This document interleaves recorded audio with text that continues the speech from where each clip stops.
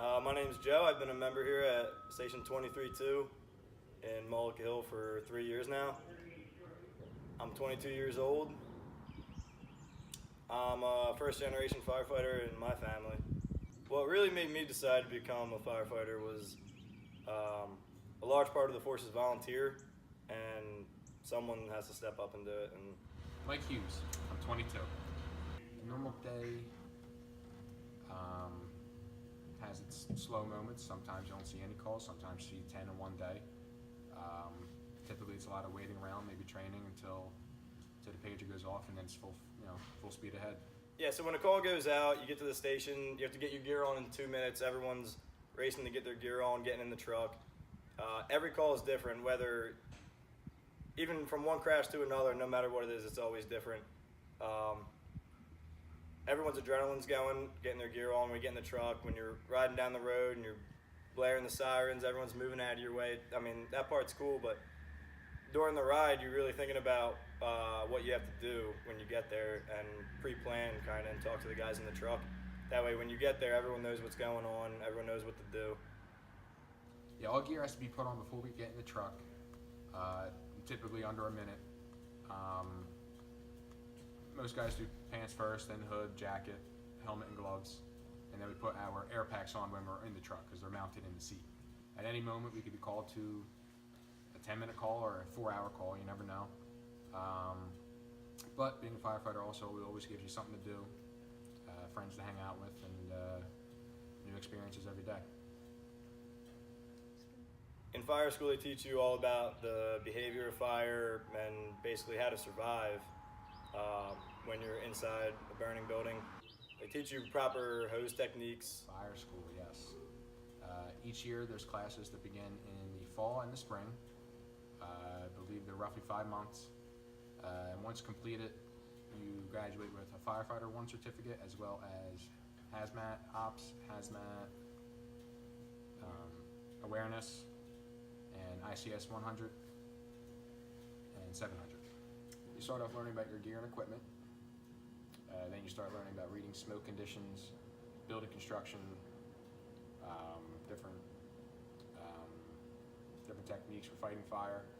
And then after quite some time in the classroom, they take you out into the training grounds and do some on-hands training.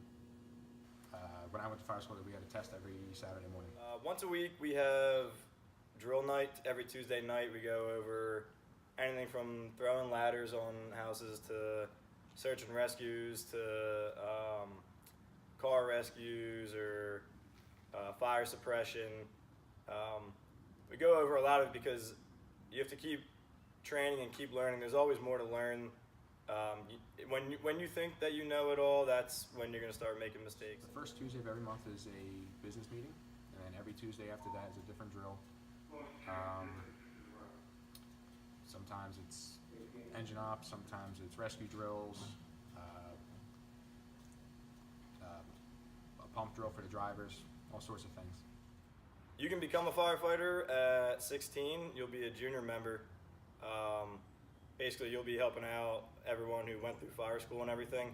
So you can't go inside, but you can still help out. To be able to pack up and become pack certified, you put the mask on and everything, you go inside a burning building. You have to go through fire school to become Fire 1, and that takes, depending on which course you go to, about 6 months. You go through all kinds of training. Every year we get recertified in CPR. You also learn that in the fire academy initially. Some of my least favorite calls are car crashes. A lot of times they're due to intoxicated driving, and it never ends up good. The most extreme thing, a lot of things we see are extreme, like lumberyard fire or fatal car accidents, things of that nature. After seeing a lot of crashes, it really changes your view while you're driving your vehicle. Honestly, I drive a lot more cautious now after seeing a lot of crashes out there on highways or even just back roads. They can really go wrong, so you really got to stay focused.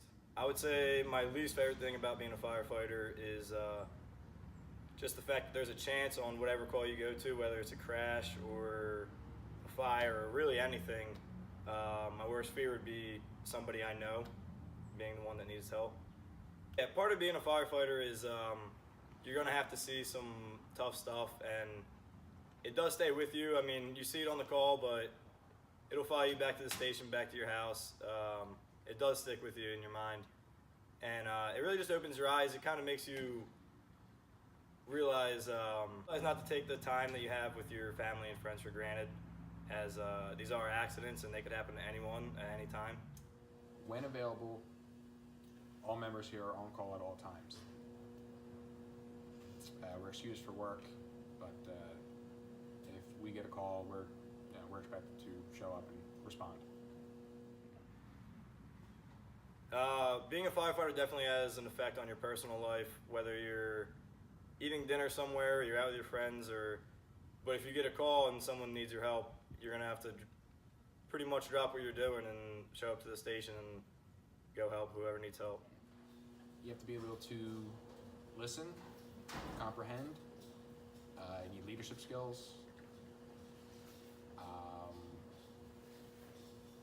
You definitely have to be accepting to learning new things. To drive a truck here, you have to be 21 years old and go through vigorous training, many hours with on-the-road training before you can drive the trucks. Here at our station, we have a tender, which holds 3,000 gallons of water. We have a rescue, a regular engine, a quick attack, a brush truck, a utility, a Humvee, and a boat. So I've met people here who will probably be friends for a lifetime, who I wouldn't have met without joining. At most firehouses around the country, everyone really is a team. It's a brotherhood. Everyone's got a connection. We share all the same interests, and we're all really here for the same reason. Culture of the firehouse. It has its ups and downs. Sometimes there's drama. Sometimes everyone's friends. But at the end of the day, we get the job done, and that's how we like it. Yeah, I'm glad I joined 3 years ago, and I think I'm definitely going to stick with it my whole life. I believe all new buildings should be equipped with an automatic sprinkler system. They're able to contain or extinguish a fire before we even know they exist. For education, I'd say schools and township, schools, towns, and fire departments across the country do a pretty good job at educating children on fire prevention.